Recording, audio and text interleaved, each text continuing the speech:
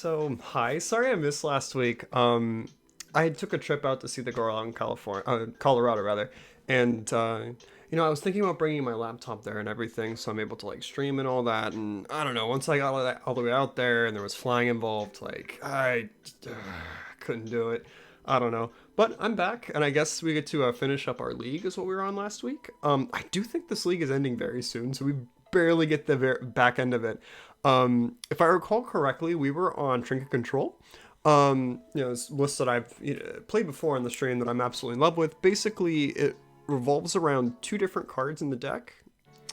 The first one is UB Trinket Mage. It's a 3-mana 2/2 that will search your deck for an artifact with converted mana cost 1 or less and add it to your hand. And the options that we have are the artifact lands, and then also the dual lands that came out of Modern Horizons 2, the infamous set, apparently, that's murdering our format, sadly enough. It is kind of sad seeing the Pauper subreddit kind of dwindle down, because, like, I think whenever I go and visit, there'll be, like, posts from, like, 10 days ago that are still, like, in the very front of the page, so it's like, oh god, this isn't going great. In the second card we have also, sorry, rant there, is Undying Evil. It's a 1-mana instant that says you pick a creature, it gets Undying, which means if it dies, it comes back with a +1/+1 counter. And so adding alongside Augur of Souls, this bad boy here let's see, alright. Bad boy here, that basically it has a very unique ability. It's a 2-mana 1/1 that you can sacrifice during your upkeep, so the beginning of your turn, and you can make an opponent discard 2 cards. If you put that alongside Undying Evil, they come back again, then you can make them sack 2 more. Effectively, you get two 2-for-1s back to back, which is solid. Some decks can't like survive it. Affinity has a hard time with it, I found out. But then we play like a lot of the usual suspects, a lot of removal spells. Muldrifter is good because you can evoke it, then Undying Evil it. Let's see. Outside of that, nothing too crazy going on. Our board is, again, more usual suspects, like cards that let you do target discard from their hand. And the last two, Echoing Decay, just in case we come against the Rats deck. And I think we played against it last stream. It's too long ago, I might have forgotten. And then last but not least are the 2 Nihil Spellbombs on the board. It kind of rounds out our package for our toolbox. Just because it hits, like, any decks that are based around, obviously Graveyard Interaction, but I'm mostly bringing it in against the Ephemerate decks that loves their Mnemonic Walls. Because, oh god, if that deck gets rolling, it's real bad. Let's see, but yeah, without further ado, let's, oh boy. That is really slow. Okay. Did we get kicked out of our league? Oh, they changed the UI.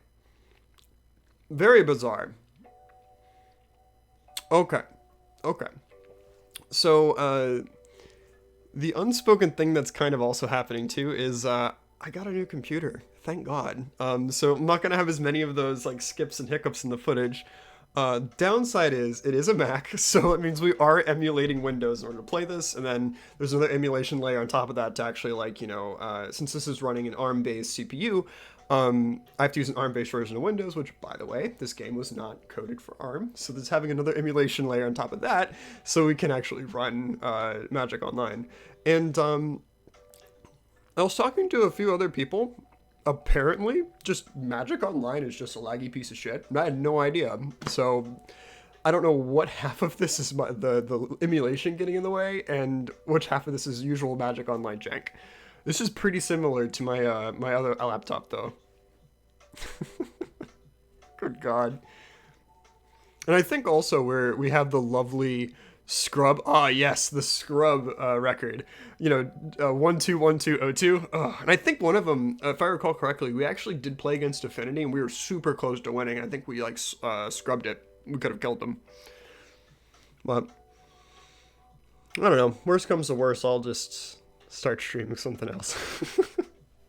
But I am really excited for Diablo 2 Resurrected. That looks so sick. Like, because I played Diablo 2 with a buddy of mine, I want to say, maybe it was 6 months ago, and the only issue I had with that game were the graphics. And it's not that they're bad, and I know it's an old game, it's just, it makes it a bit grating. You know, I like the crisps of Diablo 3. I got kind of spoiled with that, but I know the D2 kids do not like Diablo 3, but I don't know. I enjoy them both. Oh, goodness. Jesus. So, yeah, there's 272 players on right now. Hopefully you can find a matchup pretty quickly.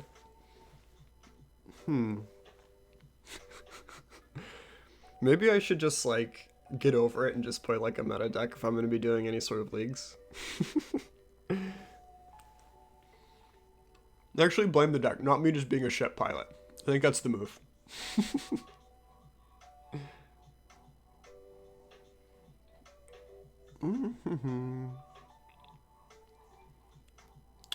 Come on now. Oy vey. And I was also surprised to see how much capture cards have gone down, because they used to be because when I was this is back, I want to say maybe 2014.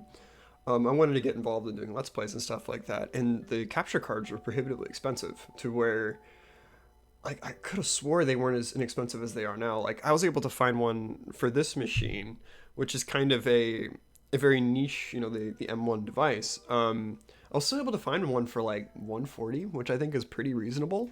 But man, back in the day, I could have swore they were like $500. And like I'm honestly thinking about streaming Diablo 2 Resurrected. That'd be so sweet. Like get to watch someone that hasn't played the game before just get absolutely destroyed. Not too much different than watching me play Pauper, though, eh? Goodness gracious.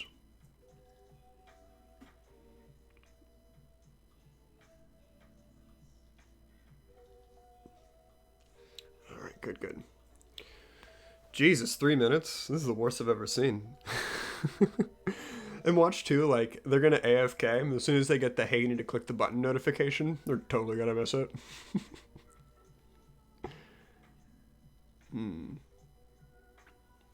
Riveting stuff.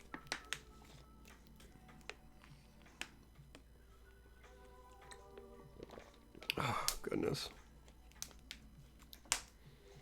And what sucks too is like I've exhausted interesting things to brew with from Modern Horizons 2, just because the format right now is so toxic isn't the right word, but more hostile towards things that are like, because you're kind of in a damned if you do, damned if you don't kind of situation, because if you try to go too slow but don't have answers for the squirrel deck, you're gonna die. If you can't, like, you know, get card advantage on the affinity deck, you're probably gonna die. You also need to have some sort of answer to ATOG, or Fling in particular. ATOG's usually not the bad actor there. And I don't know, and the Fey deck is just, it's a robust little son of a bitch. So who knows? I think the last time I did see results, I did see a lot of white, like Soul Sisters and Heroic and stuff like that. So it's kind of cool to see, at least, like, the Soul Sisters, I've never, I imagine if someone that's more knowledge on, like, the minutia of how, you know, these decks have moved up and down over the years, I've never known of a time when Soul Sisters was doing well enough to where I'm seeing one, like, nearly every event, which is cool. Like, I absolutely adore the deck in paper. I couldn't imagine actually playing it online just because of all the triggers and stuff like that. But because like in modern, I was a huge fan of. Oh, hey, we have a match. I was a huge fan of the red-white variant that played Norin the Wary, I think, where he, like, every time a creature enters, he flickers in and out, because it just produced a bonkers amount of tokens. I'm not tokens, triggers. Come on, opponent, just click the damn button. Free me from this hell, please. I don't think it's going to happen. If they were aware, they would have pushed it by now. Opponent.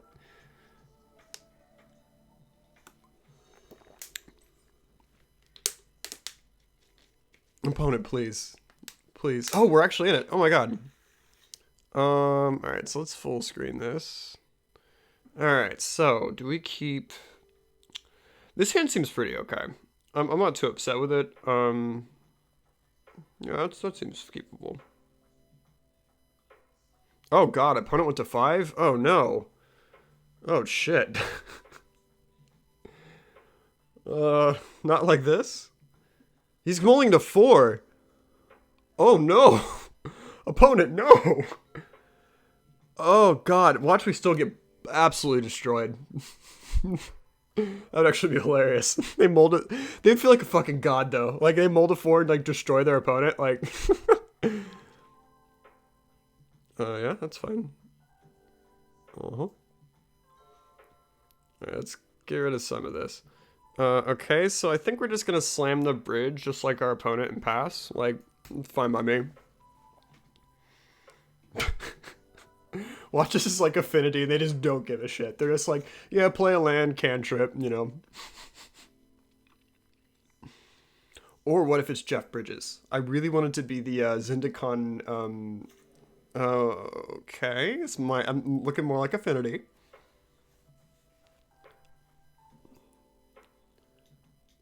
Yeah, this is probably Affinity. Because I don't think they're known to play Prophetic Prism. Because it's normally a Tron card.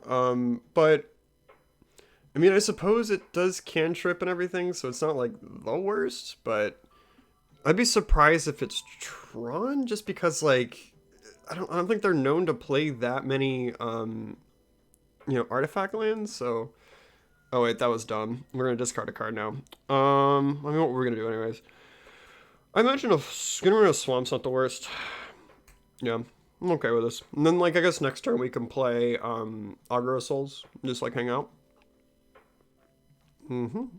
Goodbye, Swamp. I'm so sorry, friend. And then if the Augur sticks around to our upkeep, we're able to make him... Oh my god, we're making him discard so many cards and they have this mole. Oh no. Oh, this is gonna feel gross.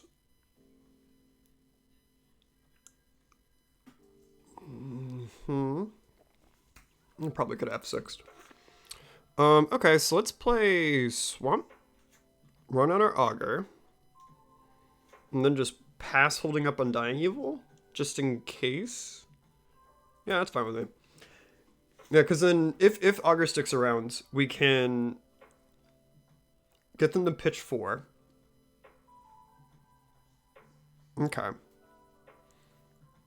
If they try to kill it, we can Undying Evil. We're basically trading our removal spell for the Undying Evil, and they still get the 2-4 on them. Okay, so they're going to start digging their way out of this, Oh, shit. I need to put a stop in my upkeep. Yeah. Forgot to set that. Alright, so if this goes according to plan, we're going to rip 4 cards out of their hand, they go to 1, and then I play a Bone Picker.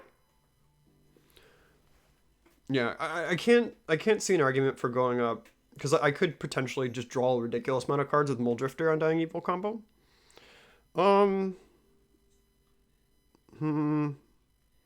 They really are worried about the 2-for-1.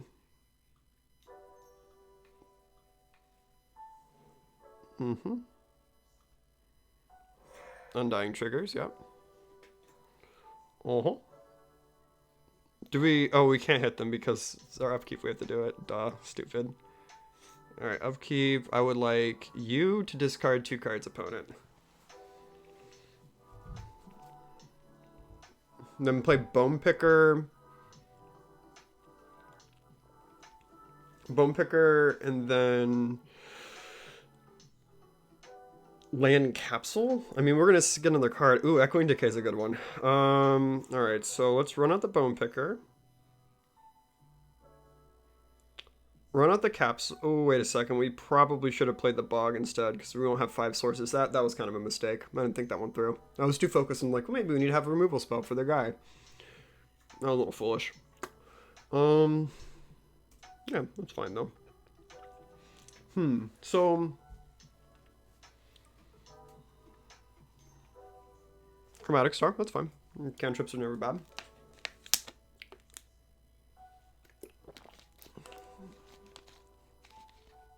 Okay.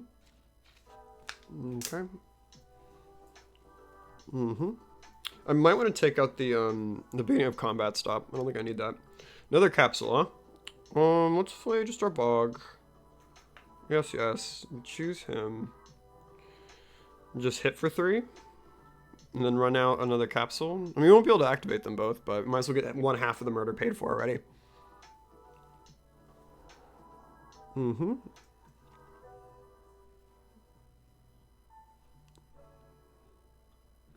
I actually really like Bone Picker. I wonder why it's not seeing play at Mono Black Control. I think that's like a perfect fit for that deck because the as because I played sorry, I thought we were in main phase. Because I played the deck in the past, and one of the issues I had with Mono Black Control was it doesn't have a way to like it doesn't have a fast clock really, and Bone Picker kind of solves one of those problems. Like it's you know it's a Delver, right? Like it's just you play Delver on turn 3 after killing their dude. Like it's not bad. Uh, but I guess it only has one black pip, so cast down. Interesting. I don't know what we're playing against then. Yeah, that's fine. Ripping an Undying Evil Hill would be really sweet, so we have to draw 4 cards off this Mold Drifter. I just don't know what our opponent's playing. I've never seen Affinity play cast down. Interesting. At least deck can draw a card, so you could mold 4, 100%.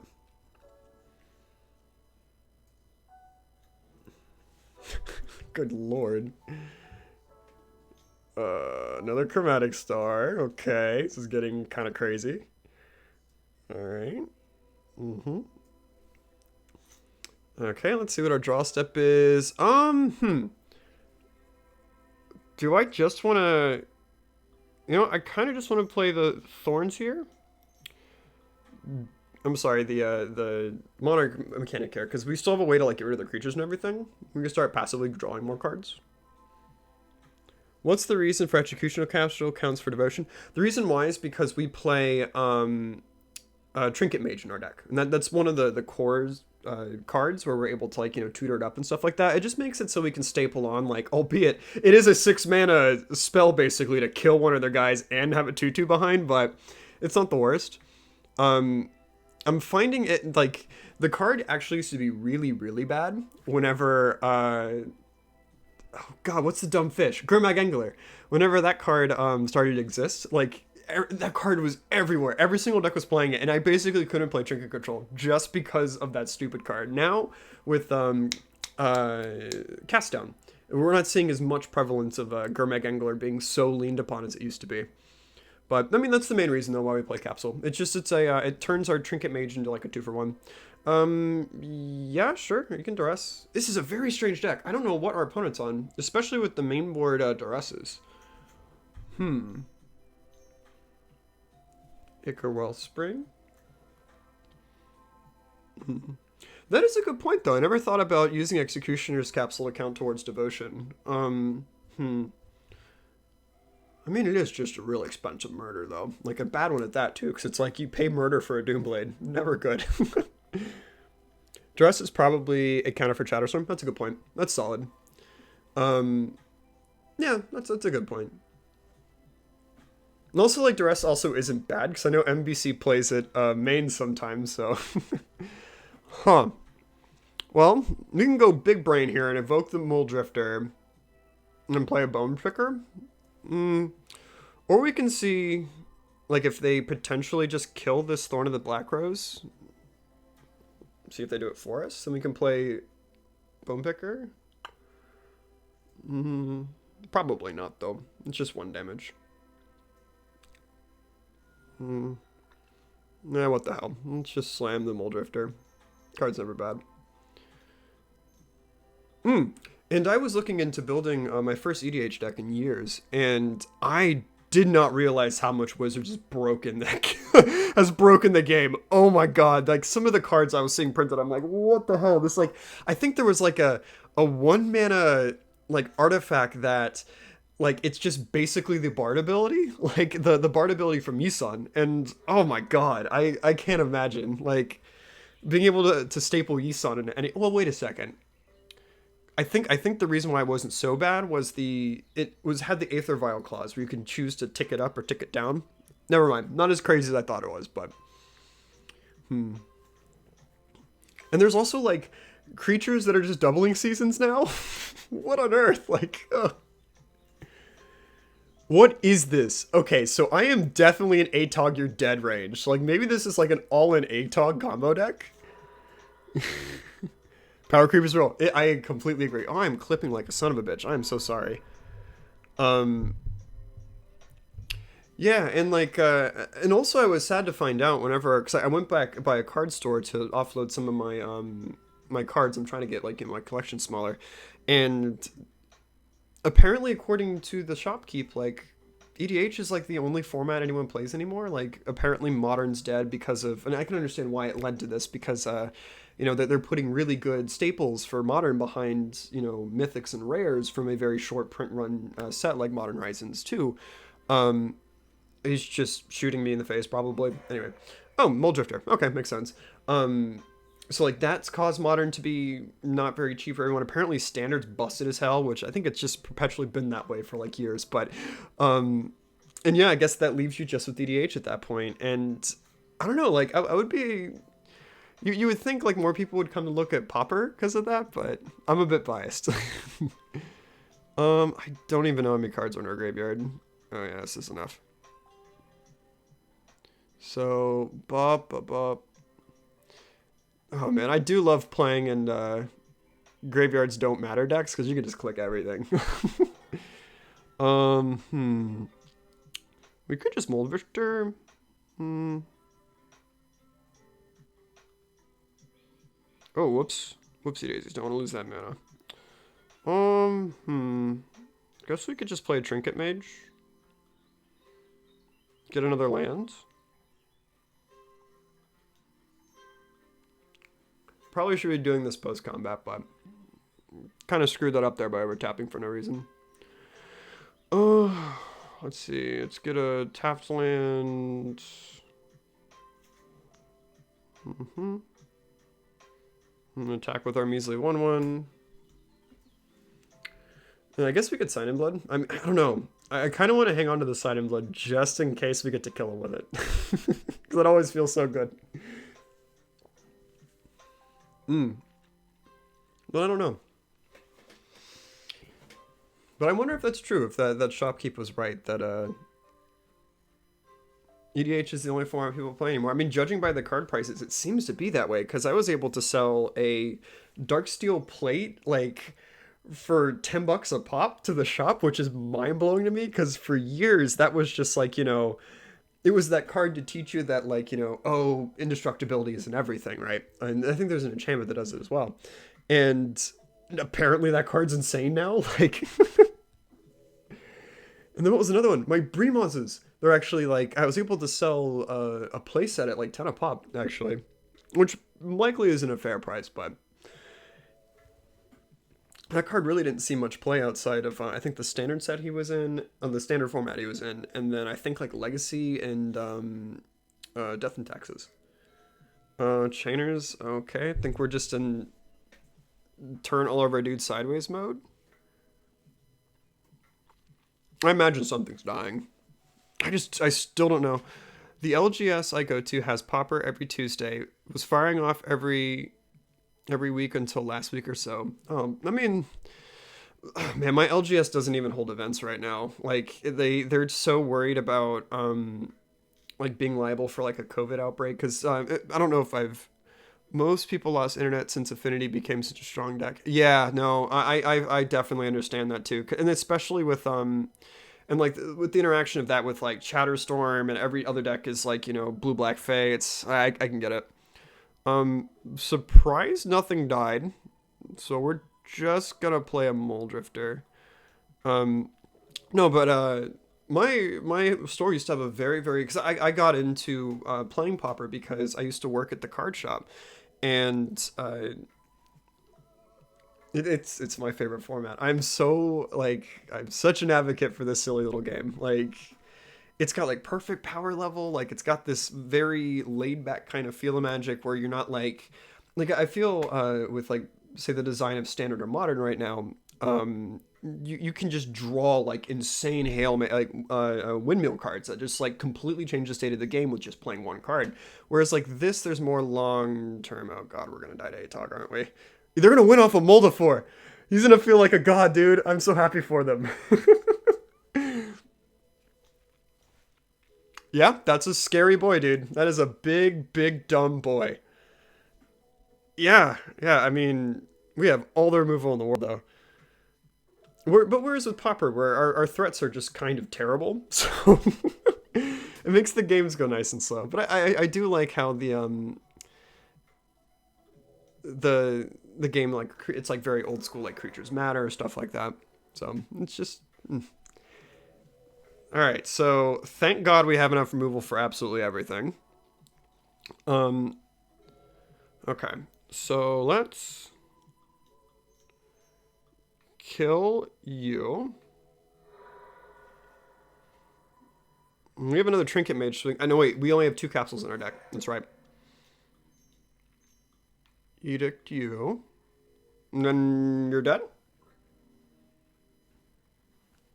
Do we get there against Affinity? I mean, he mulled to 4. That doesn't count. Like, really doesn't count if we end up winning this game. Okay. I mean, like, I think... I don't know. I'm probably not the best person to be talking about, like, potential, like, bans and stuff like that, because I'm generally pretty bad making calls on it, but I'm curious of what, like, once we deal with the Chatterstorm things, I think that's also like something that's not Chatterstorm, but Galvanic Relay is really the big problem. That with interaction of Affinity is kind of what twisting the format so much. Like, I'm curious if Storm is gone, we can see where we go with Affinity, because like it's just kind of like a really consistent mid-range deck. I've seen some people talking about banning Atog. I'm not crazy about that because it's a nostalgic thing. Like, I've been in with the format for so long, I just love the card. I think Crip Rats we cut. Sorry, we're bringing in a bunch of stuff to answer flanks. We don't have that main board. We're cutting Crip Rats because their dudes are massive. Maybe Echoing Decay can get cut. Divest does not seem like a bad bring in either, actually, now that I think about it. That means we do have to cut 3 cards, though. Throne of the Black Rose, we could probably shave.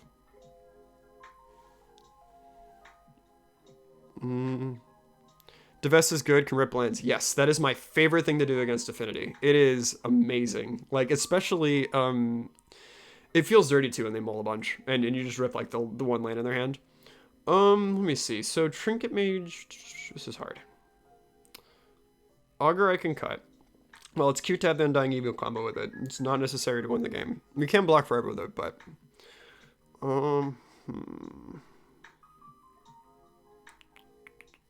is this too much counter magic?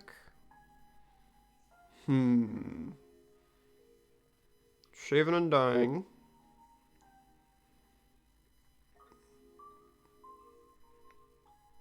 Shape of Thorn? I'm not too upset with that.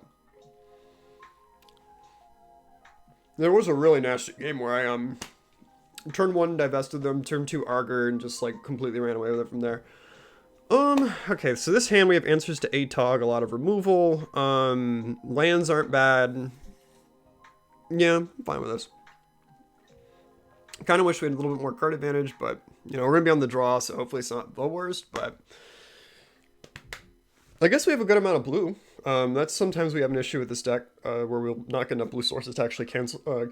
Sorry, play all of our answers in 1 turn. But okay, okay. Let's see what we get. Divest. Ooh, that's a good one. Shamar Black Source comes into play tapped, but sometimes you can get them on the 2-lander, and it feels so good.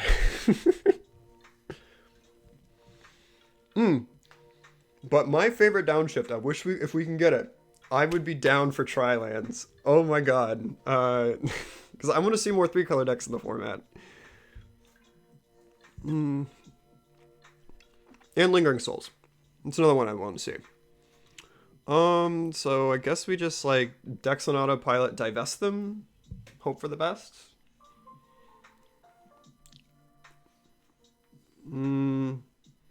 Pyroblast seems fine. That makes sense. Deadly Dispute I'm okay with. Bonder's Ornament. Ooh, I do not want them having a form of card advantage. I have an answer for their homie, and I don't care if they draw cards. We have 2 answers to Atog. Right, to Fling, rather. So I think I'm taking the Ornament. I feel pretty okay with that. This is a very strange Affinity list. I mean, maybe because I haven't been playing for about 2 weeks, so maybe something changed. But yeah, I'm more accustomed to playing cards like this, like Chromatic Star, Echo Wellspring, and stuff like that. I've never seen a Bonder's Ornament variant before. I like that. No, just pass it back to the opponent. Nothing exciting's happening.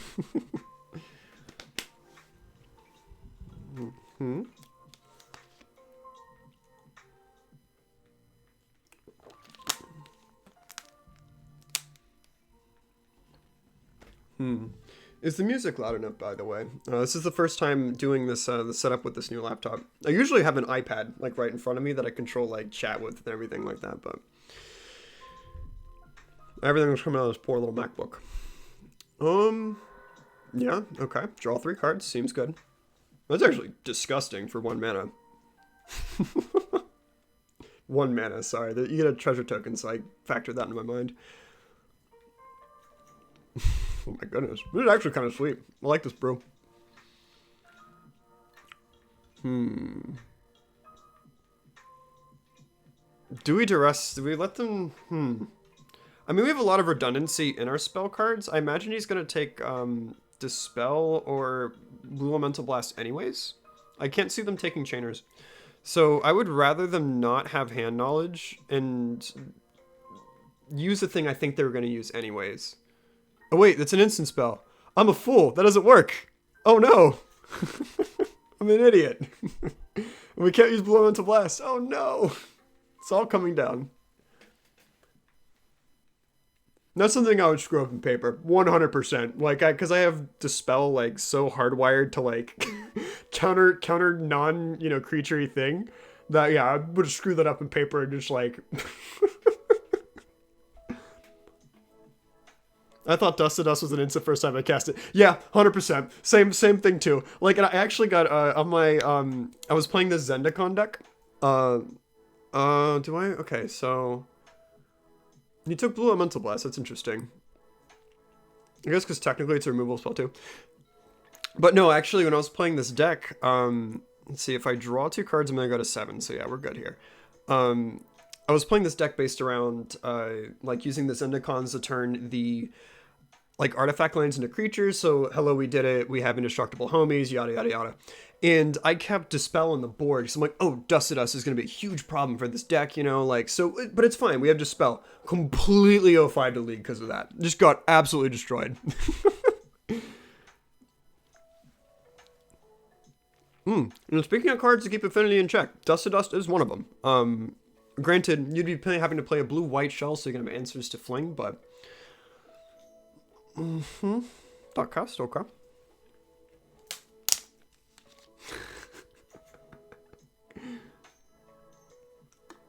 That reminds me of back when I was in L1.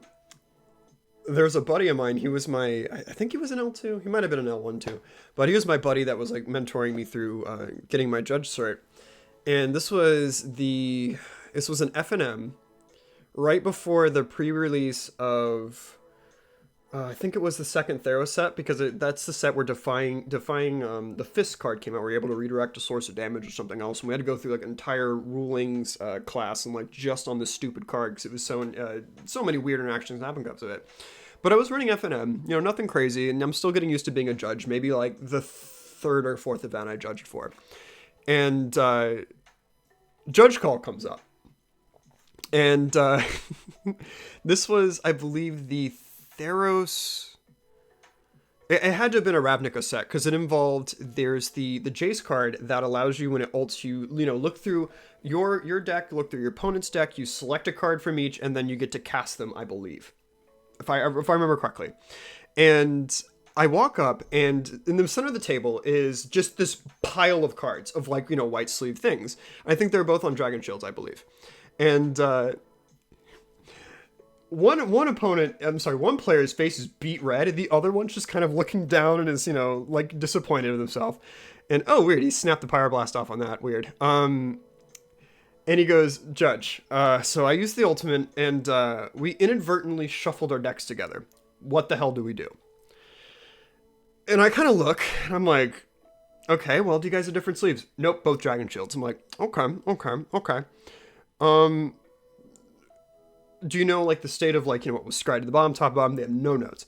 So I call over my judge and I'm like, all right, what the fuck do I do here? And he's kind of goes, yo, you both are idiots. Game losses for the both of you. Do not do this again. To this day, that was the dumbest judge call I've ever had. Judge, my opponent and I shuffled our decks together. I couldn't imagine being at the table. Like, you're like, you seeing it happen. Like, your opponent pick up their deck, pick up theirs, and you know in a second what's about to happen. Like, oh god. Astounding. Okay. Okay. I think we're in double edict bone picker mode. Oh, okay. Third homie. Amazing. Yeah, amazing. You like, and I'm gonna be honest. Like half the judge rulings that I ever had to do. Like, I had this really grumpy store manager. He had these like huge lamb chops. We called them chops. His version of judging was every single time he'd get up, walk over, and he would force the player to read the card out loud and then say, "What do you think it means?" And then usually they just kind of go, "No, I get how this works. I'm sorry." Oh, that was a really bad clip too. Oh my goodness. Is the clipping this bad anymore? Okay, good. Sorry about that. I didn't realize I had my gain turned all the way up. It's probably scratching people's ears out. Okay. So, we have enough removal for 2 of the guys. Evolving Wilds. Okay, let's play the bridge. Let's open on Edict You. He doesn't have an opportunity to use the makeshift munitions to get value out of these mirror forces, so it's not so bad. I am leaving myself vulnerable to landing an ATOG fling here. Granted, I don't think there's enough artifacts to actually kill me. Let me count, just make sure. 1, 2, 3, 4, 5, 6, 7. 7 times 2 plays a land. I mean, potentially, but you'd have to have ATOG and exactly draw a top deck fling. So I don't feel too terrible on this line. Man, I don't know people in the chat. They played back during the Theros Ravnica standard. That was some fucking degenerate Magic. I hated that format, and I was so happy I wasn't playing standard because like Theros to me was super interesting. Like I thought the devotion mechanic was amazing, and it devolved into just pack rat. This stupid rare that you would only play in draft, and it was just like, oh my god, I hated it. Oh man, and like. That was the standard where I got my first judging experience. It was just like that Sphinx control decks, and then it was just oy. I think there was a blue devotion deck that was pretty sweet, but man, and I think that was the format where I decided I'm just good. Don't want to play standard anymore. I think he's just gonna like affinity me out with all these just. Bunch of 4/4s what the deck does.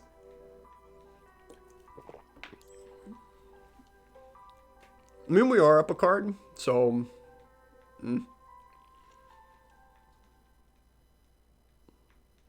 interesting.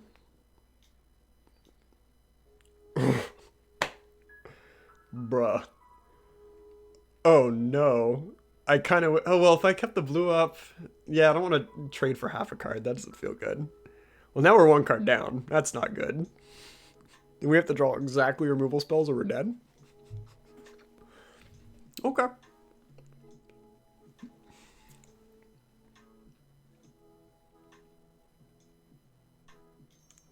Yeah, you got a homie. He probably felt so good as I'm like, like... I started right around Guild's release. I was happy with standard until was it War of the Spark, I believe.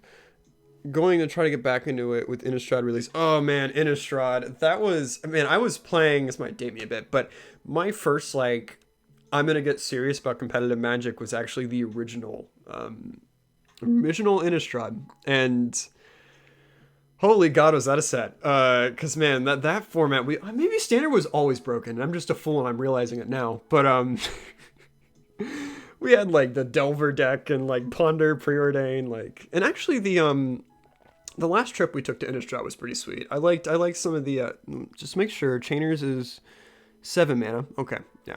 So we are gonna take a big hit here.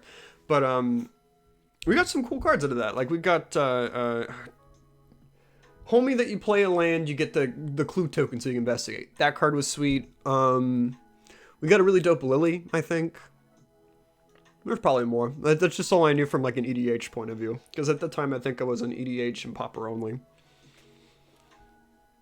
I don't know. With Arena, I'm a little bit more like interested, I think, in Standard, because not that I have anything against the dog dumpster fire that is Magic the Gathering Online. It is really like clean. The polish is really good. The only issue I have with it, and I was talking to a friend of mine who's just raving about Arena, is I don't like how card acquisition works. I don't like how I have to like just dump tons of, oh shit, I have to choose between playing an angler or killing a guy. I think we're dead either way though. So yeah, I'm just not even gonna humor it. But I just don't like how I have to grind into the MTX nightmare of like, you know, just busting pack after pack after pack to get those like rare tokens, the mythic tokens, the uncommons, and sure, like I'll be able to play the deck I want to after a certain amount of packs, but like if I'm trying to like say like stream or like, you know, try different, you know, decks from week to week, it's extremely expensive. Like, oh, like, and I'm not exactly a whale. Like I don't want to drop like $300 into this app into like, you know, rotating format and like, and at least the one thing I'll give Hearthstone is you do have the ability to at least break down cards and like turn them into cards that you want. So like, you know, let's say if there's a standard rotation or whatever, like you can just dust everything. But whereas like Magic the Gathering Online, I can like buy the cards I want with ticks, right? Like, and there's also Pauper. So sorry, I'm just kind of rambling here. I think I'm fine with this build though. Not Reaping the Graves is nasty as hell. Maybe I should have brought Nile Spellbomb. Now that I think about it, that was probably the call. I'm a fool.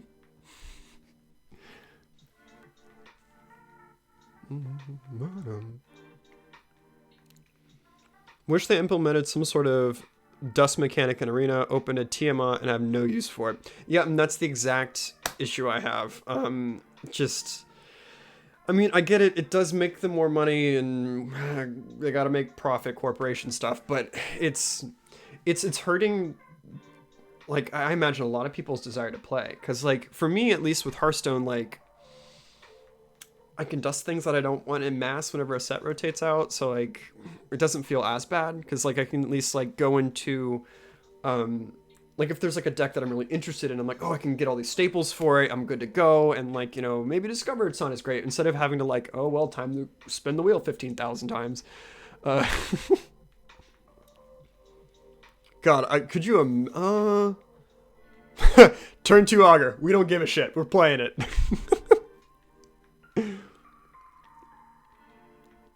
I just can't screw up and play the wrong land. I've done that before.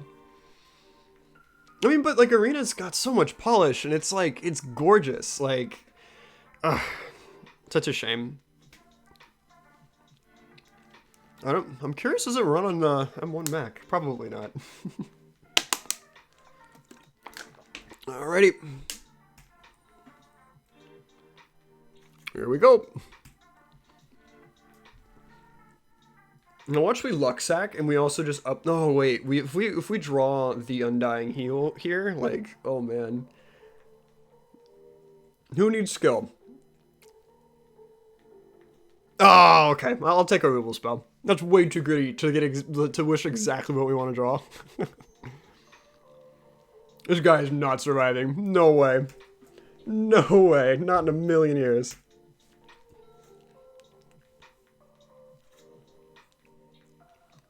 Goodbye, my friend. Oh, he's around. Okay, cool. Just don't click through my upcake. Okay, push the button once. Hands off the keyboard. Okay, good. I would like you to discard 2 cards, sir.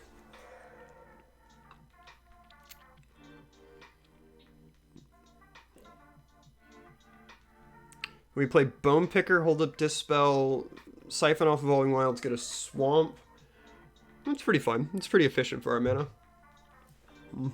Let's see what we draw, though. Would I rather get something in my bin? This does get us closer to playing an augur quicker. Granted, I can't see a situation where over the next 2 turns it's going to matter that we play one over the other. It's probably a non-choice. So let's play the dual land. And then slam down the bone picker. And then we have a way to protect it at least. Yeah, just...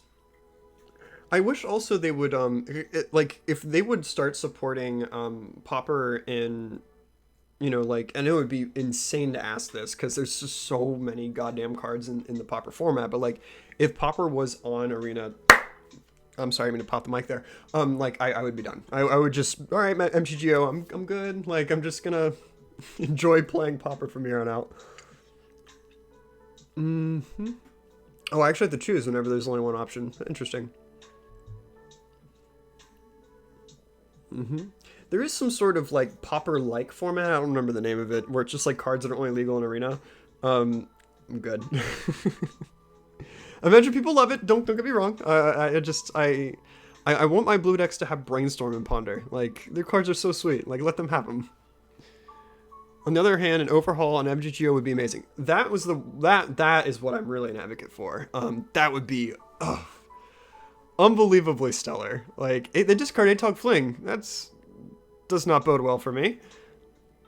That would be the blessed timeline. I don't know if that would happen, but oh my god.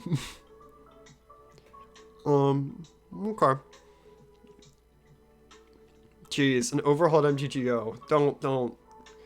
Oh god, just the thought of that makes me so happy. Like, because I actually, this was the first, like, I think when I started streaming out here, I want to say maybe 2.5 months ago, it was the first time I'd ever interacted with MTGO at all. And, you know, I've heard jokes on, like, streamers and, like, you know, YouTubers, like, joking about how trash this app is. Oh my god, I did not understand. It is bad. Unfortunately, I think Watsky sees Arena as a cash cow. Yeah, because, and it is too, because, like, while the ticket format does mean that, you know, I do keep dumping money into this program, like, it's not an endless, like, font of money. Whereas, because, you know, because it has that lovely MTX, like, you scratch the itch kind of feel, and whereas this game inherently doesn't have that. So let's see how many homies they drop. 3? We can answer 3.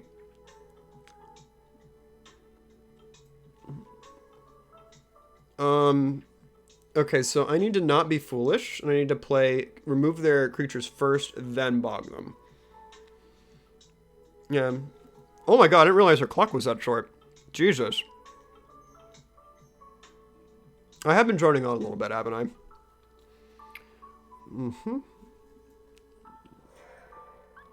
Sorry if I start paying attention a little bit less to the chat, because we are down to 4 minutes.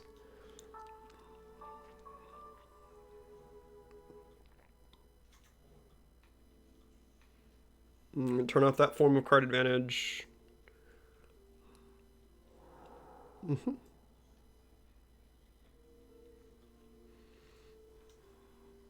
Oh, good. Focus in the match. Thank you. I'm just going to F6 during their turn so I can go back to rambling. Unhinged rambling.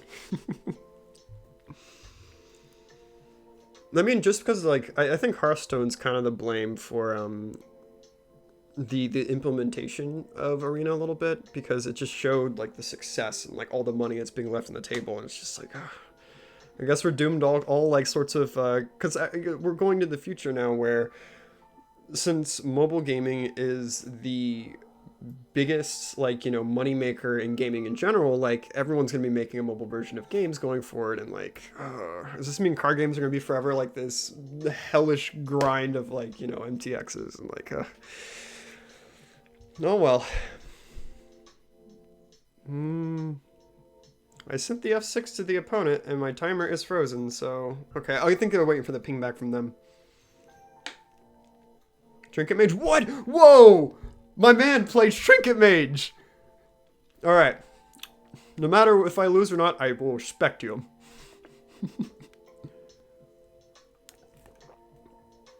Witching Well. Okay. Good, good. I don't know. I guess out of like, because Witching Well, he has his artifact lands. Those are good targets. I imagine there's stuff in the board as well. Watch the Man went real deep, and he's got something like Bone Splitters in there. Another big old dumb fish. Cool, cool, cool. You know, we'll take our beats, get hit for 4. Very strange. This is a very bizarre affinity match. I wonder what they cut.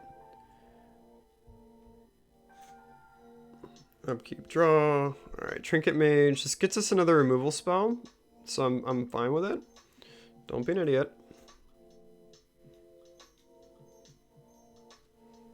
We can cast down.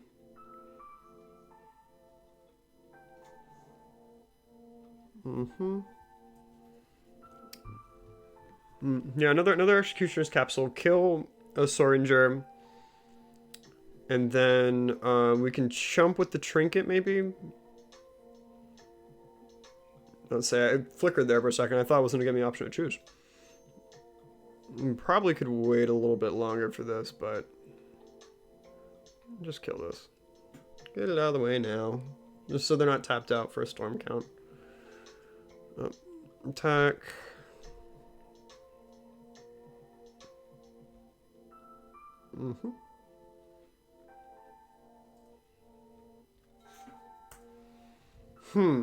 Interesting.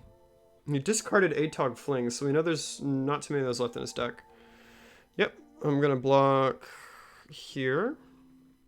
Go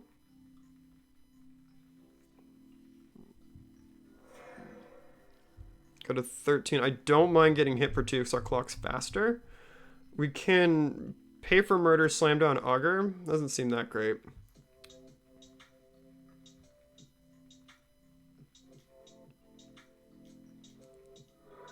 Witching Well, okay. You can potentially get more big dumb 4/4s. It's always a good choice. Interesting.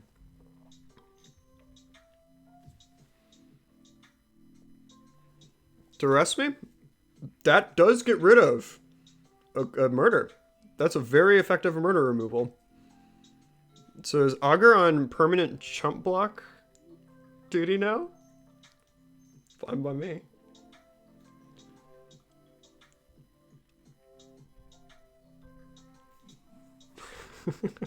Oh my goodness. And then I guess... oh crap, I don't think we can F6 now because just in case we want to be able to respond if they do something. That sucks. He's getting pretty low too. I don't know what kind of removal they run that isn't instant speed. They're going to show exact example of it right here, I bet.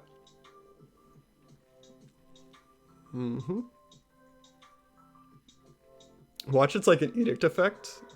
Ooh, do we dispel this like a cheeky guy? He's going to draw a card either way. But this kind of like stops his card draw a little bit. So I'm cool with this. They can't get ahead on cards. Okay, yeah, that's fine. I'm fine with that getting out of his hand.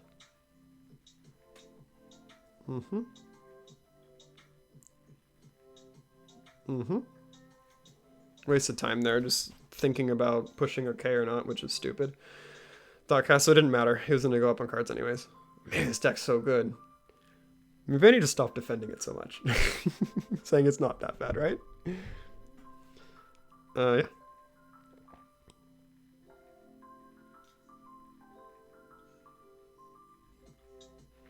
I'm doing this at the wrong time, just because I screw up timing here all the time.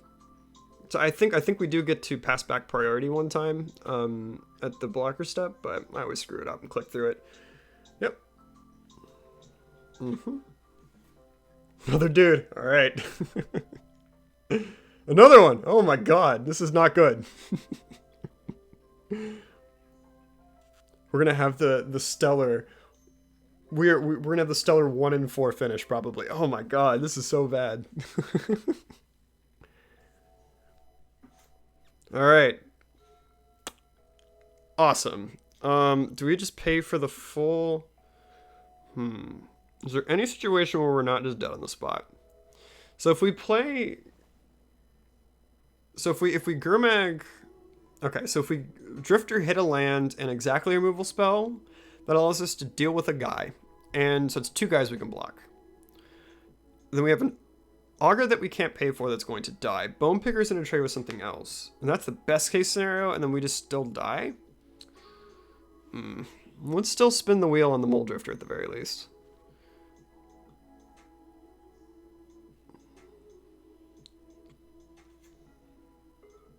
I think we're still dead though.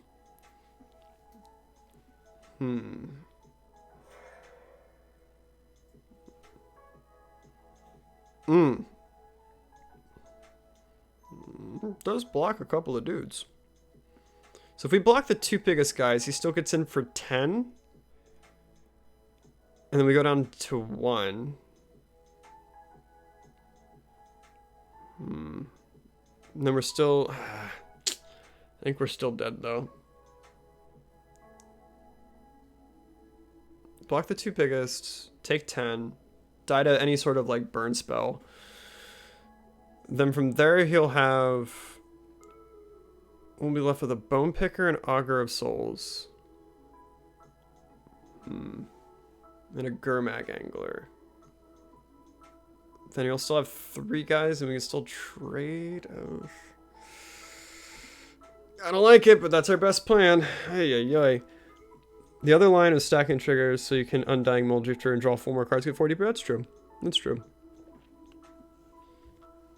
That probably was the right choice too, because more options in general is usually better.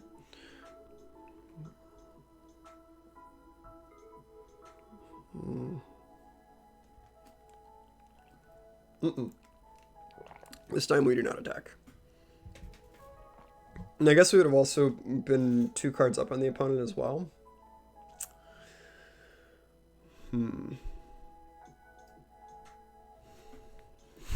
Yeet the board. Yep. So block biggest guy. Block biggest guy.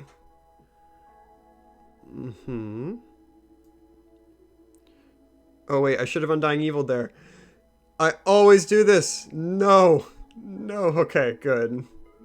I always screw up the Undying Evil. That one. You could always, like, Galv Blast in response. That would be unwise, though, because you can just kill me with it instead. You also have only 40 seconds left. There's a lot of ways we can lose this game. I never learn every single stream to shut up. Yep. We are at the sacred number. Oh, that's it. We have to draw exactly removal spell.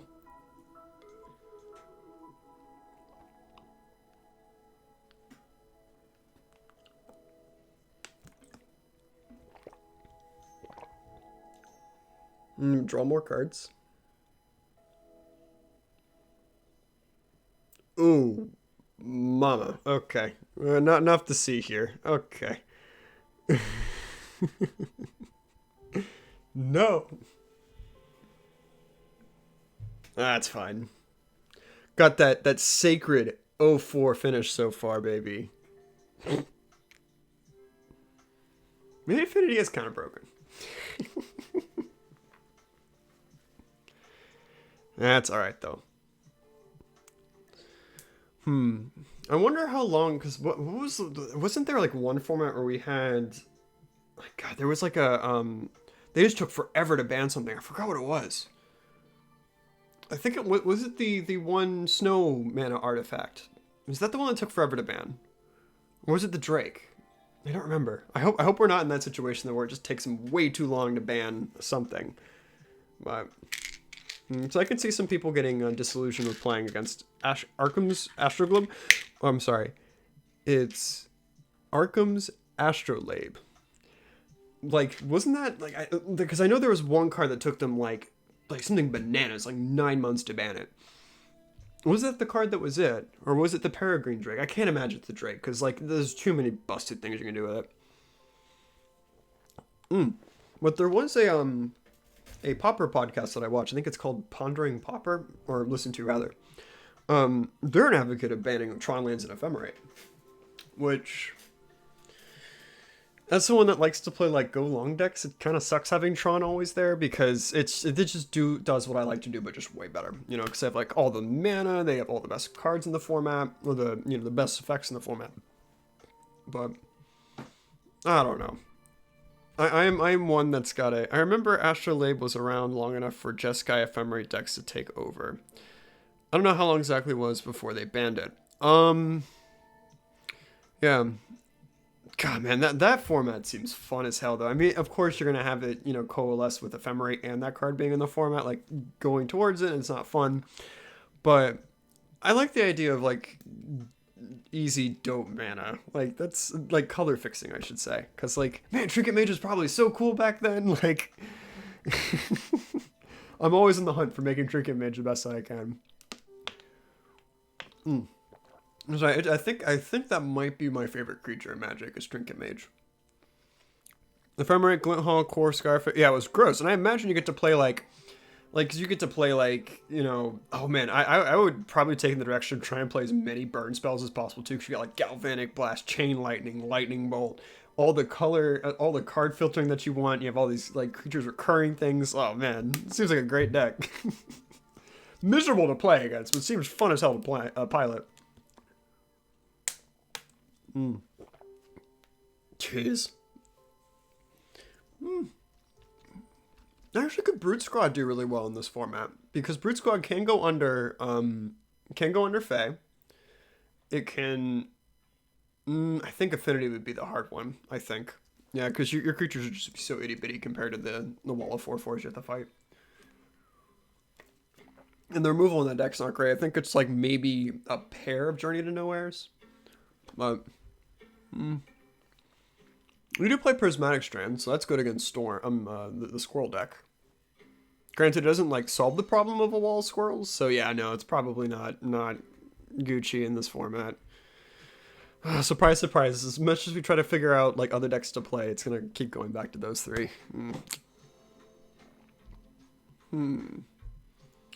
Interesting. Got a removal, Bone Picker. Double Angler is not great.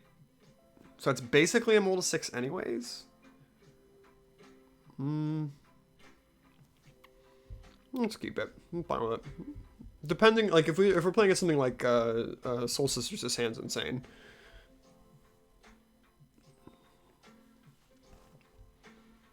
Mold of 6, okay. Okay, Bloodfell Caves. Is this Reanimator? Ooh, I love Reanimator. We're screwed if it's a Reanimator, but oh man, that deck's sweet. Edict's fine. Let's see. Oh goodness, cracking the second bottle of water here. Dope. Dope. Let's go. Tortured Existence Madness. Let's go, dude. This deck's sweet. Oh, man. Because, like, I think before Modern Horizons 2, we actually had a really dope format. Like, it was really wide. There was, like, so many decks to play, and they're all pretty relatively balanced against each other. Like, it was cool seeing, like, every single week you'd tune in, and, like, the top 8s were always, like, super varied and different. I loved it. And, like, even random like brews that like I think we had like a landfall deck that came out because of Zendikar, and like I saw that I think placed top 10 I think, and I'm like we have our combo deck. Whoa, oh okay, duh, yeah, they want to cycle. I'm an idiot. Yeah, this is not gonna go great. But we had even like we had our combo deck in there as well with the first day of class goblins, and it was sweet. Like, and the Modern Horizons had to go and mess it all up for us. Yeah, this guy is just living his dream right now. Oh, this is Storm. Okay, I think. No, this is definitely Tortured Existence, like, mid-range. I guess Songs of the Dim is not bad either. Interesting. I don't think Augur's very good here. Then again, there's a pair of legs. And also the deck doesn't exactly draw cards all that much. Once they start getting their, like, you know, Song generates a bunch of mana for torches. That makes sense. Yeah, that's a good point. Because then you can, like, you make a ton of mana and you can, like, you know, exchange, like, really well. Like, you know, rip all these creatures you don't like out of your hand back into play. Good point. Or, sorry, gets them from the yard back to their hand. Do I care about making them discard, though? If they play any sort of madness interaction, it's good for them. So, like, what madness cards would they want? There's the 2-mana one that lets them return a creature back to their into their hand while they put it into play.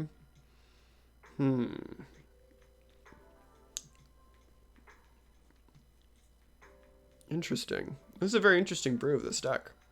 Man, he's seeing all them wraiths. Songs draw a ton of mana. Makes sense. This deck is miserable to play in paper. I can't imagine playing this online. Holy God. We know they have Stinkweed in hand. Yeah. There's Fume Spitter, so they can deal with our Augur. Okay, so the regen plan was never on the table.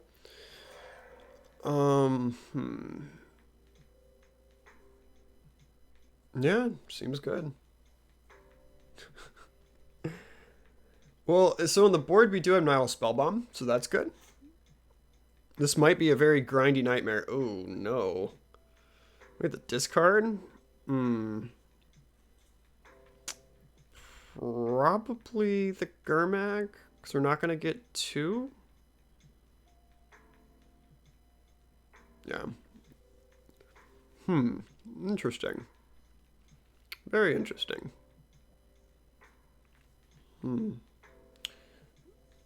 Does the Muldrifter allow us to get out of the issue of us discarding a card? I don't know about Crypt Rats, actually. I imagine, oh, because they probably,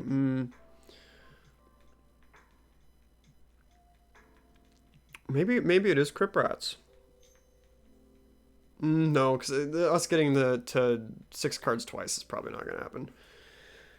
I want to build a torch touch and paper, but it seems you have to mulligan until you have the build around enchantment. I mean, I have it in paper.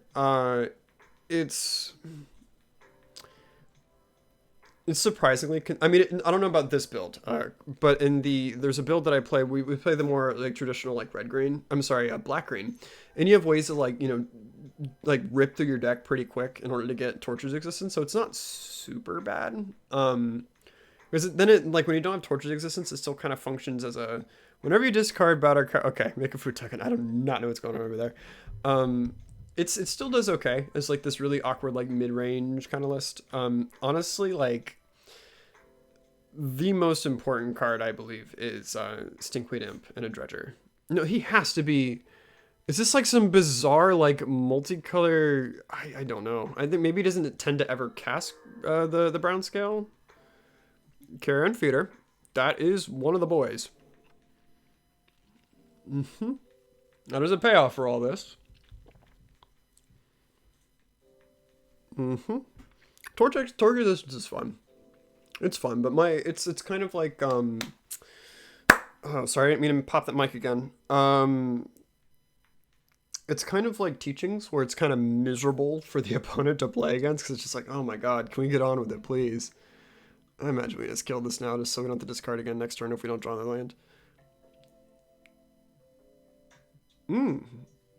I suppose I could revisit Teachings.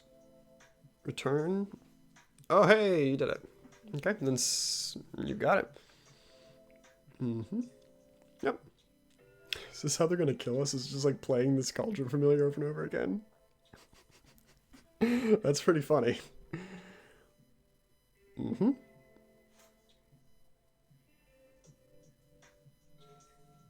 Of course, we hit the land anyways, so it didn't matter, but... hopefully we're able to play a bone picker here. We'll see.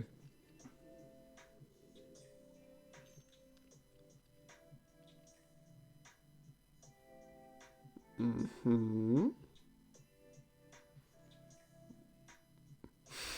mean, granted, it doesn't really matter what we're doing because he's going to get this carrion feeder over and over and over and over again. Create a food token. Okay.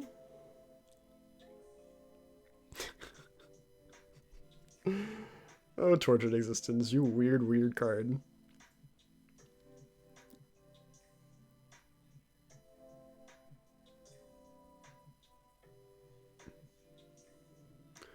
Okay, I need to maybe read up on what exactly is making a trigger come back.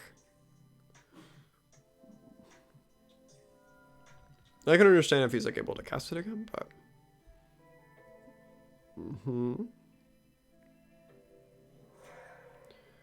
Okay. I don't know why I clicked through my combat. That was weird. Bone picker. Okay, let's actually read opponent's card. Oh, it's just sacrificing a food token returns to the battlefield. Okay, got it. Scary. Very scary. This is a really dope build of this. I love this. This is so much more interesting than the Spore Frog variant that most people play, where it's just like you're just never gonna combat ever again. Oh, is he just gonna like loops Fume Spitter to like neg one this to death? That's funny as hell. I love this.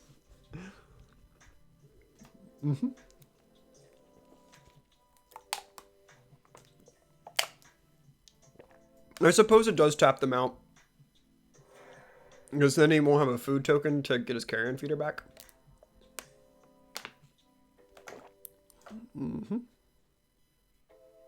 I'm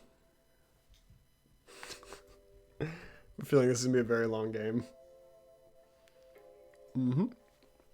I wonder what deck I should stream tomorrow. I'm kind of resistant to playing a leak. Because I'm not crazy about throwing money into... Oh, I'm an idiot. I am in my upkeep step. Chainers, okay. Alrighty. I mean, it doesn't really matter because you can just... Where did the 2 mana come from? I don't understand what's happening. I thought you had to pay 2 mana in order to... Got to go. Good luck on the final match. Thank you very much. Thanks for hanging out, too. It was great. Enjoy the rest of your weekend, too, if you don't come back, you know, for the next time we'll be streaming tomorrow. Interesting. Oh,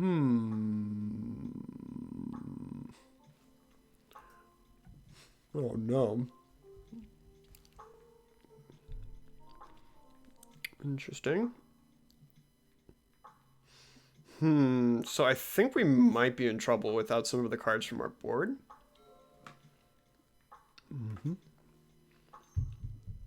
Let's see.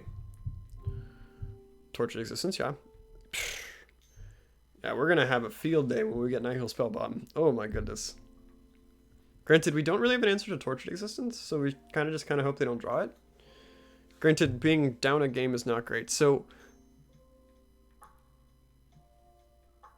Yeah, so where did the 2 mana come from for him to sacrifice a food token? It's very weird.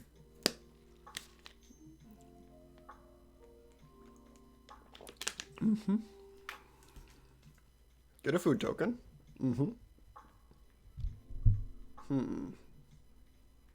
Yep.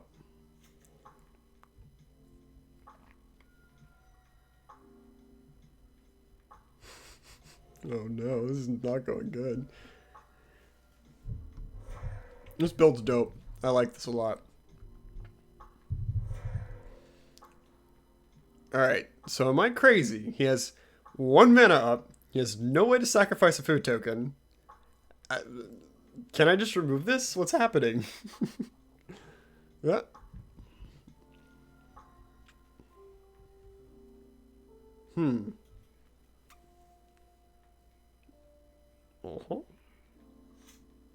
Okay. Alright, land number 4. Okay, good. I just want to kill this. So he only has 1 mana.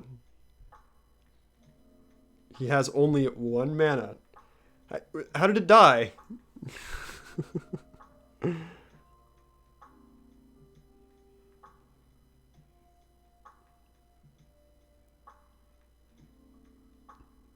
Oh, it's ability. I'm an idiot. Okay. I'm an absolute fool. I didn't realize there's an activated ability on the card. Oh, God. We're so screwed.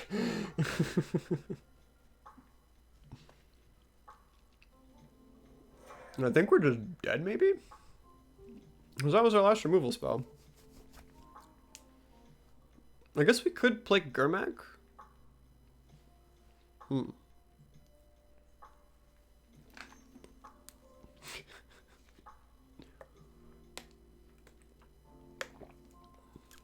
This deck's sweet. I really like it.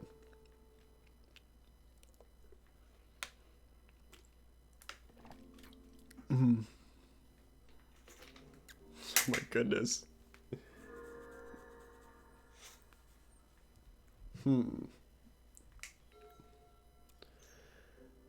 Oh boy.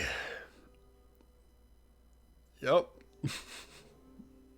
Deck's sweet.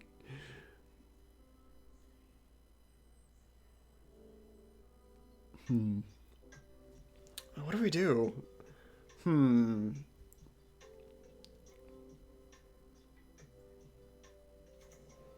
mean, granted, if we had cast down at any point, this guy would just be dead. So maybe we should switch over to having more targeted removal. Yeah, I think that's it. We need to have targeted removal for the carrion feeder. So change our removal package a little bit. Yeah, okay. Okay, so this isn't also bad. We need to take out Executioner's Capsule. We need to remember to do that, because that card is super bad. Divest... We guess we could, in theory, duress away the Torch Existence, but that doesn't seem great.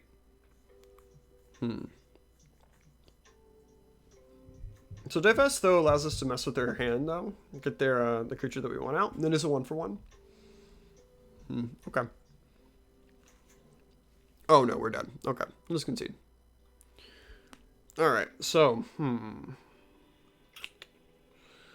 somehow we have less time than the Tortured Existence player. Alright, Spellbomb coming in. Capsule coming out. So take out the capsules. Divest doesn't seem too terrible. I don't mind that. Take away some of the creatures that they work for. Was there? Well, actually, we know they're always gonna have creatures. Actually, so it's always gonna be an active 1-for-1. Crypt Rat seems fine. Thorn of the Black Rose, we can probably be without her. Yeah, because we don't want to risk giving them the Monarch. We still gotta find some cuts. Let's say we also need to bring the Decays in. So maybe cut the Chainers. Still need to make 3 more cuts, eh?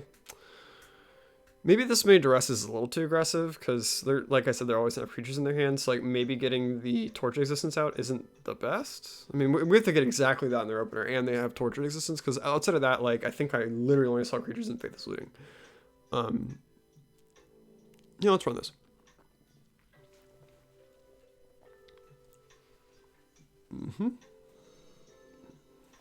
I would like to go first.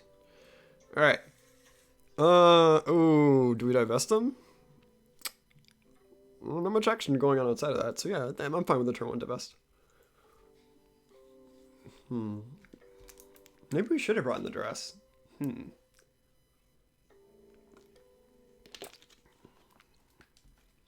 No graveyard interaction isn't great, obviously, but yeah, let's divest them. What the hell?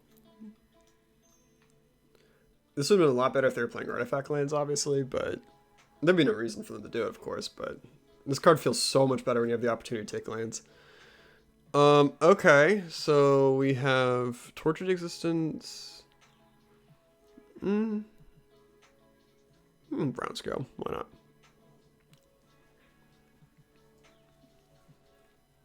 I probably could have shown some restraint on Divest, actually. Because we did just kind of turn on their dredge engine a little early. So we probably should have waited till they started dredging, like, actual creatures into play. Oh, God, 2 lands is not good, though.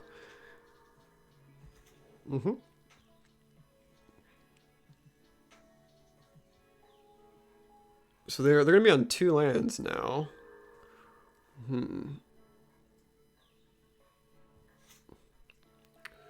Misfolt's not bad. Thrusting them again seems silly. Learn my lesson.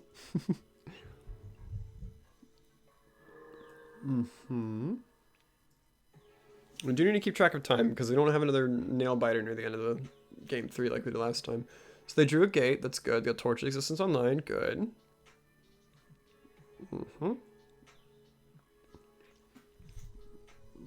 Draw. They do have a removal spell.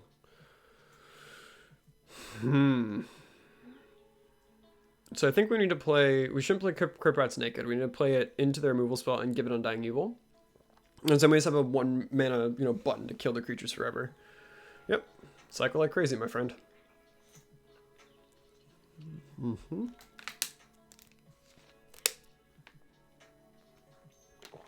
Okay. Yep. Draw another card. That's super cool engine, though. I never thought about that. You can just, like, keep drawing cards off a Street Wraith with Tortured Existence. That's pretty sweet. Seems obvious, too. I don't know why I've never thought about running that Tortured Existence, because, like, none of my lists has ever had that card. But yeah, it just turns, like, all black mana to draw a ton of cards. Granted, you have to pay 2 life each time, but it isn't really concerned about, losing that much life because of brown scale. So, yeah,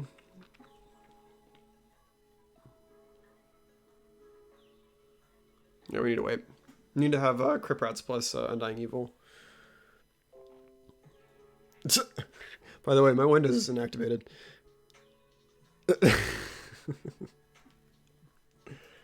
Yeah, I'm running good old ARM-based Windows right now. I don't know. I'm not too crazy about paying for it just yet. I don't even think the option's available, actually, but... This is going to be the ye old draw a ton of cards. Yikes, that is such a good interaction. Oh my goodness.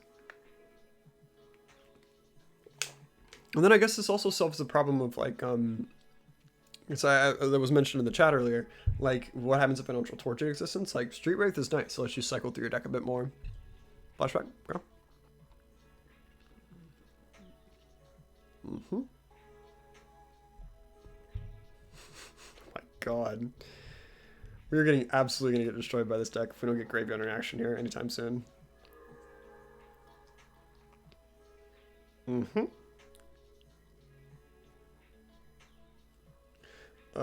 Okay. Trinket Mage. Hey, my man. Let's go. Right on time. My man. Yo, I don't even care about drawing a card. Like, I'll just slam this now and not even be afraid.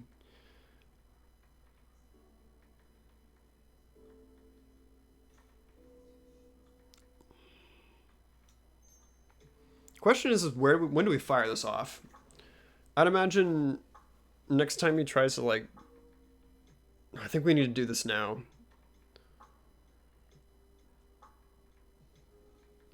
So if he has a Street Wraith, he's able to dredge. I think we need to do this now, because we don't want him to be able to Tortured Existence, get him his way out of this. So yeah, I don't care about drawing cards.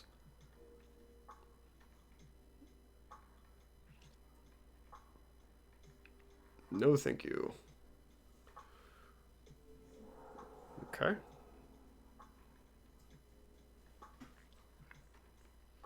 He's probably going to use the removal spell on our Trinket Mage. So that's kind of a shame. If somehow Trinket Mage sticks around, we could just like have Undying Evil online to like get another Nihil Spell Bomb. Street Wraith? Okay.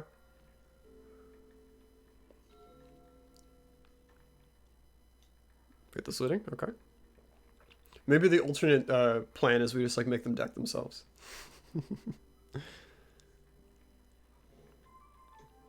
Okay. But I do not think we're out of the woods yet. The opponent just like got a minor setback, but there in no way should be worried right now. Yeah, it's fine. Maybe now we divest? Interesting.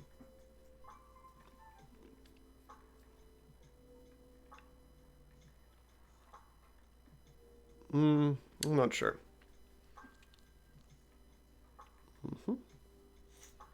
Alright, what is our top deck? I do not mind that land. So we can play...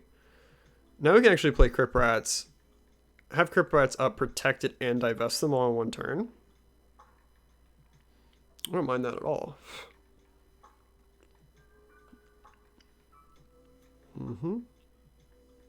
Divest you.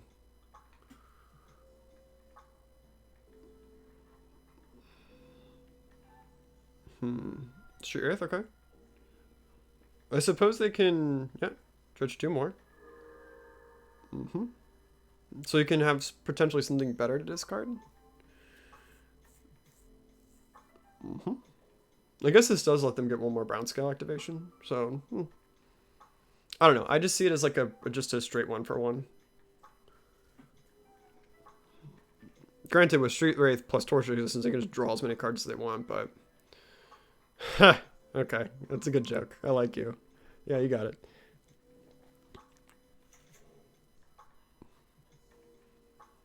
Okay. So we know... Blah, blah, blah. Let's see. What was in there? They had a report of it. Oh, I should have looked.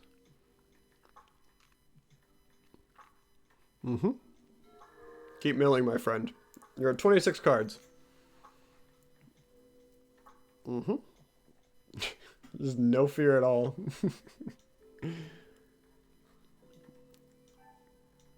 Street Wraith. Oh, he's actually playing it. Let's go, my man. Let's go. Yeah, dude. Alright, Street Wraith has another mode. It is a creature. Let's just Chainers the homie. Slam down Bone Picker. Holds up Undying Evil. Yeah.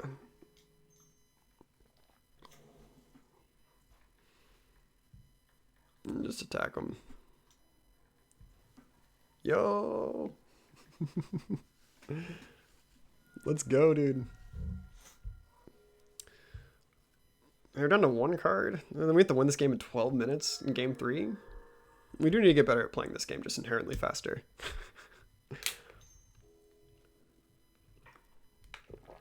Yep, Torture Existence seems fine.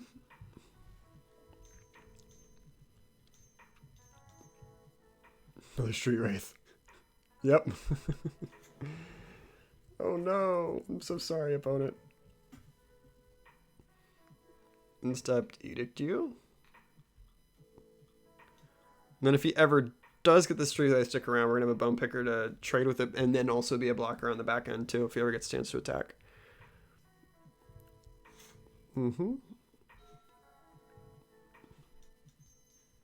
Sideboard ourselves. Another land. This will be good food for a potential Gurmag down the line. Okay.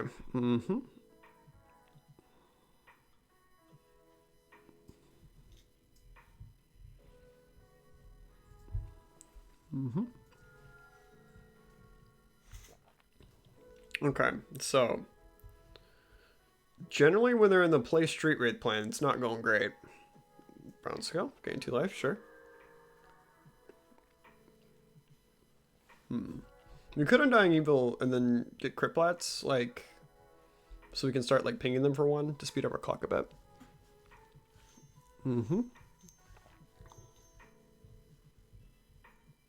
You got it. wonder which one he's gonna block. Oh. Yep.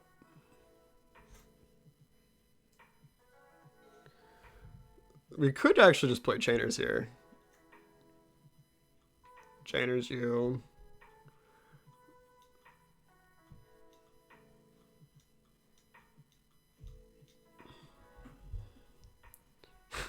Goodness gracious.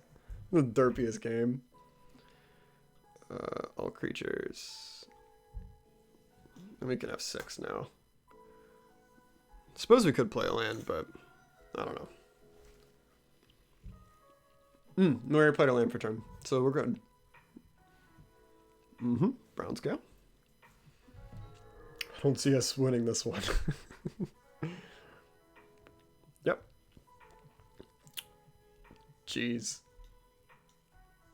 Tap out again for that straight wraith. Let's go.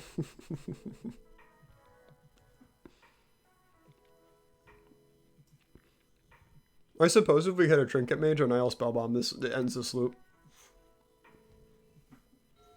Muldrifter, eh? Wait a second. We could Muldrifter Undying Evil. Yeah. Just draw 4 cards. Doesn't seem bad. On the stack. Give you Undying Evil. Draw an offensive amount of cards. Hopefully a removal spell, kill the Wraith. And then go for attacks. Doesn't seem bad. There's a removal spell.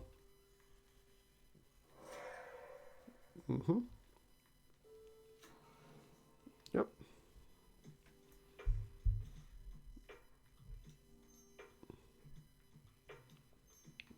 Cast you down.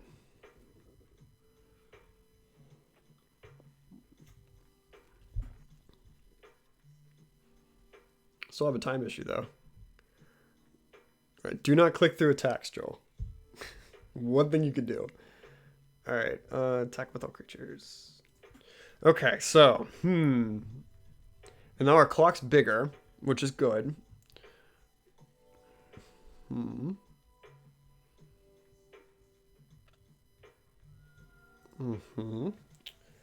of a funny game now. We could cycle Ash Barrens to get 1 card out of our decks. We have a higher chance of drawing Nihil Spellbomb. We still have 4 cards I can do it because we have 3 Trinket Mages plus the Nihil itself.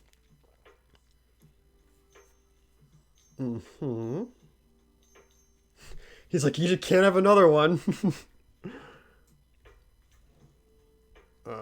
Let's just do this on a turn. Just rip it out of their end now. Yep. Yo! Let's go, dude.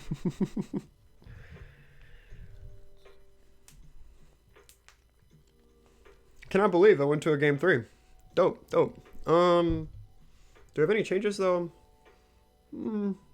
Maybe not the divest. Maybe not. Bring the edicts back in.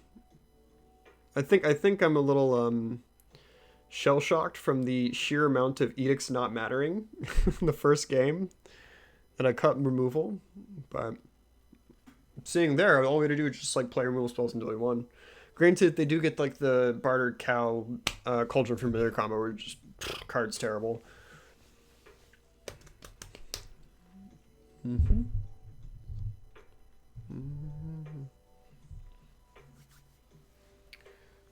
I wonder what the opponent's going to be on. What changes they're making. Honestly, I wonder what they brought in for us. Like, Nihil Spellbomb's dope. 1 land isn't. Oh, it's irresponsible. Yeah, because, like, sure, I can have my Nihil Spellbomb, and then we just do nothing. I think we mulligan. This hand's much better. And then we'll put back maybe a Chainers.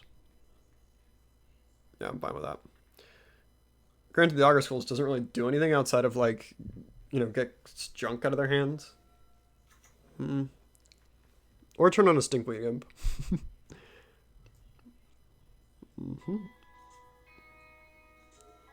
Undying Evil's good. 4 cards out of their hand is much better than just getting 2. I'm saying very obvious things.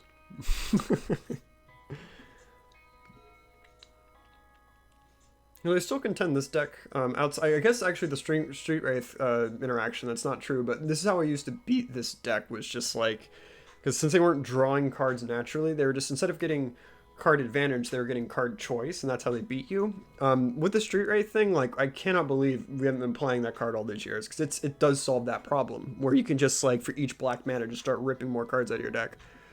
Another Angular, eh? Alright. I have a feeling this Aggro Schools is not long for this world, though.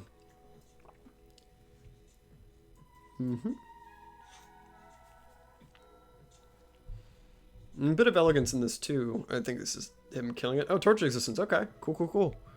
Fine with me, man.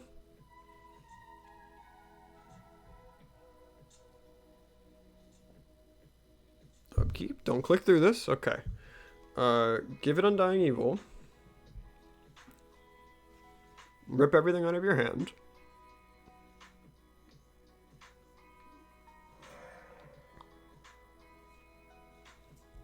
Yo.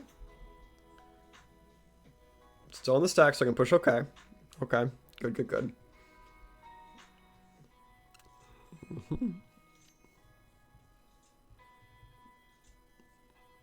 Okay, Torch Resistance seems fine. Sorry, I'm so scared to like screw up passing priority here. Yep. Yep. Can pass again. And then discard 2 cards.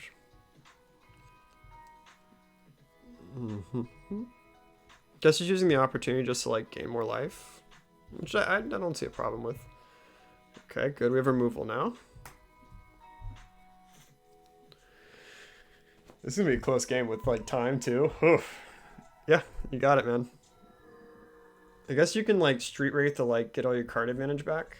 It's gonna cost a lot of life though.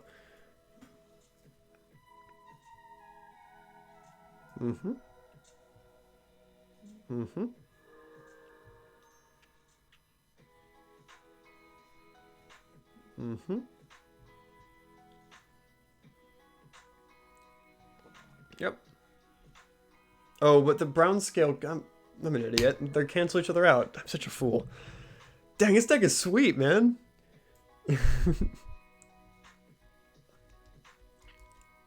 We do need to get a clock, though.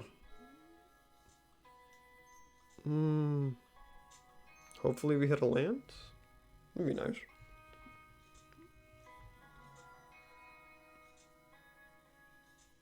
Okay, so if we bog you, he'll be able to protect one of his cards he likes. I don't know, though. I have a sinking suspicion this is not going to turn out as well as I'd like. So he has to choose between Brown Scale or Street Wraith. He's probably going to keep Brown Scale, but I don't pilot this deck, obviously, but so I don't know what the choice would be. So he gets to protect something here. Yeah, protect Stinkweed. Yeah, that makes sense. Yep.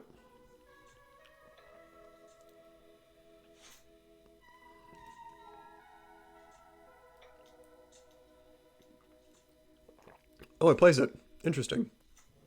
Okay. Fine by me. I think we're just going to kill it. I really don't want it sticking around for... Oh, we can just, like, work through all of our threats, too. Because now we're in the issue where we have a removal spell for this guy every single turn. Go to Swamp. So we're going to have 5 cards in our yard. Which is enough to play Gurmag. Exactly. I was actually pretty lucky on the top deck of the Evolving Wilds. Very, very lucky. Because if that was any other land, we wouldn't be able to play this card right now.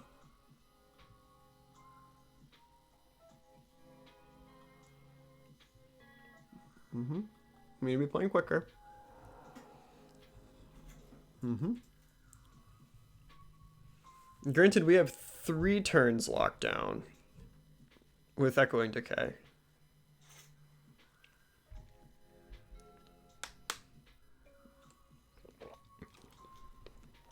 Play it again? Yep, seems fine. Seems good, seems good. Here, combat. Mm-hmm. Interesting.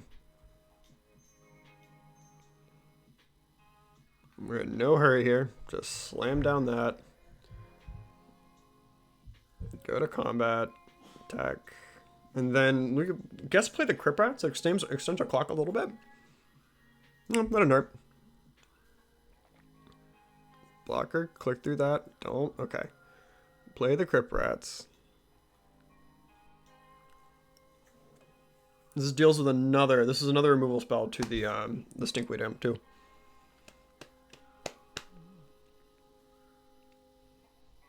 Mm-hmm. Fume Spitter? Oh, that's fine. Yeah, trade that for the Crip Rats. Totally fine by me, man. Totally get it. Card's very good. Mm-hmm.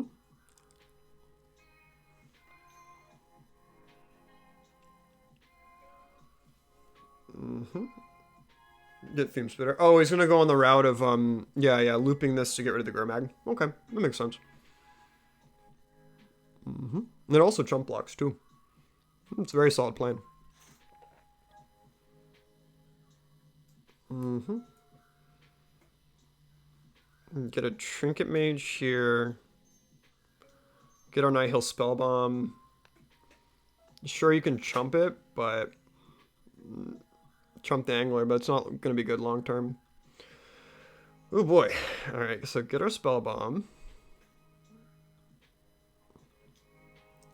Play it. Go to attacks, make them chump block. Mm-hmm. Use a block and put a -1/-1 counter on the Angler, then we rip Spellbomb. We did it.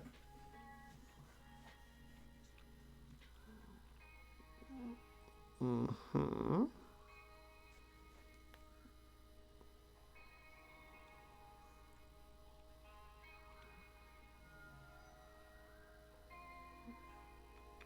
Activate Nihil targeting you. Mm-hmm. I need to hurry up. I always screw up resolving this effect. Mm-hmm. Yes. Okay. Got another Trinket Mage, that's good. Got another Spellbomb. Uh-huh. And then we have another Trinket Mage for another Spellbomb. He doesn't really have a way to, like, extend his graveyard. Cauldron Familiar? Interesting. Oh, okay.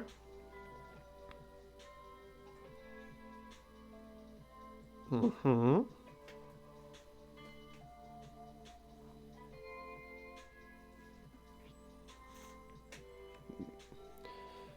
Trinket Mage, grab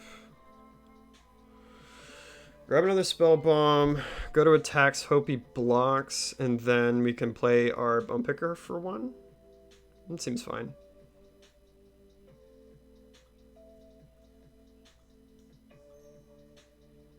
Mm-hmm. Okay, it's go to combat. It's gonna be a close game, man. Attack with all creatures. Okay. He has no cards in hand. Like, ay, ay, ay. Yeah, seems fine. And then you can -1/-1 the Trinket Mage.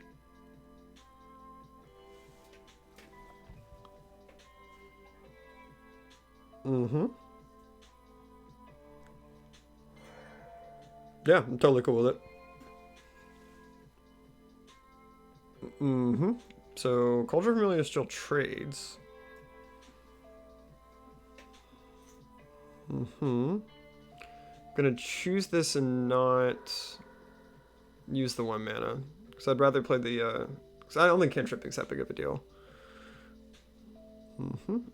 This is kind of a needless. Probably didn't need to do that, but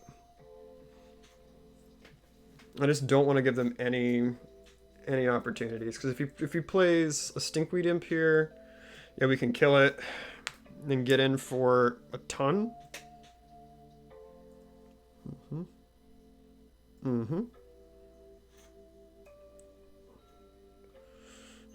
That one's not as great. Trinket Mage number 3. Kill this. And then get to combat. I probably did attack all creatures there. Yeah. So, could put you at 3, play another Angler.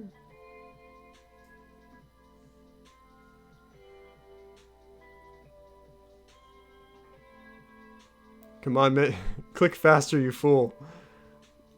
Oh, I could have played Trinket Mage to get a land, play Angler too. That was a mistake. Oh, well.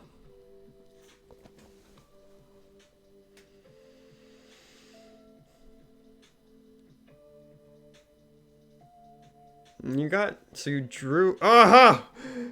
Alright, so we didn't go 0 and 5, so that's good. Alright. That was good stuff, good stuff. Alright, well, I'll take at least one win. So anyhow, I think that's going to be it for tonight, because I think if I start up another game here, I usually stop streaming around 8 o'clock. So for anyone that's tuned in, thank you for watching. Went surprisingly well for the new computer, given that we're also playing through like 2 layers of emulation, all sorts of stuff, and it went pretty well. But I'll be back again tomorrow. I'm not sure what I'm going to do, if I'm going to be doing more League games or maybe make up a brew here between now and tomorrow, but just start playing, I guess, in like lobbies and stuff like that. But in either case, you guys have a nice Saturday and enjoy the rest of your day. And I think